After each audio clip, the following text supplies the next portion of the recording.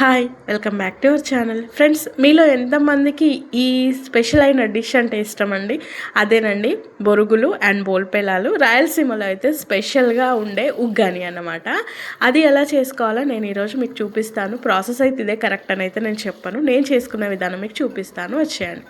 అందుకోసం అయితే స్టవ్ పైన కడాయి పెట్టుకొని ఆయిల్ వేసుకొని నేనైతే జీలకర్ర వేసుకున్నానండి. జీలకర్ర వేసుకున్న తర్వాత పచ్చిమిర్చి, ఆనియన్ వేసుకొని అవి కాస్త వేగిన తర్వాత టొమాటో వేసుకొని, టొమాటో మగ్గిన తర్వాత అల్లం వెల్లుల్లి పేస్ట్ వేసుకున్నానండి. అది బాగా కలుపుకున్న తర్వాత కరివేపాకు, కొత్తిమీర అందులోనే వేసుకున్నాను.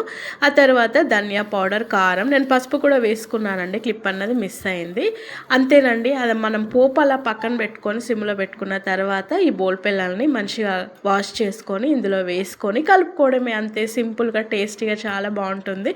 కాకపోతే దీంట్లో ఏమైనా పల్లీల పౌడర్ కానీ పుట్నాల పౌడర్ కానీ వేసుకుంటే చాలా బాగుంటుంది. రాయలసీమలో వాళ్ళైతే అలాగే చేసుకుంటారు. వీడియో నచ్చితే ఛానల్ని సబ్స్క్రైబ్ చేసుకొని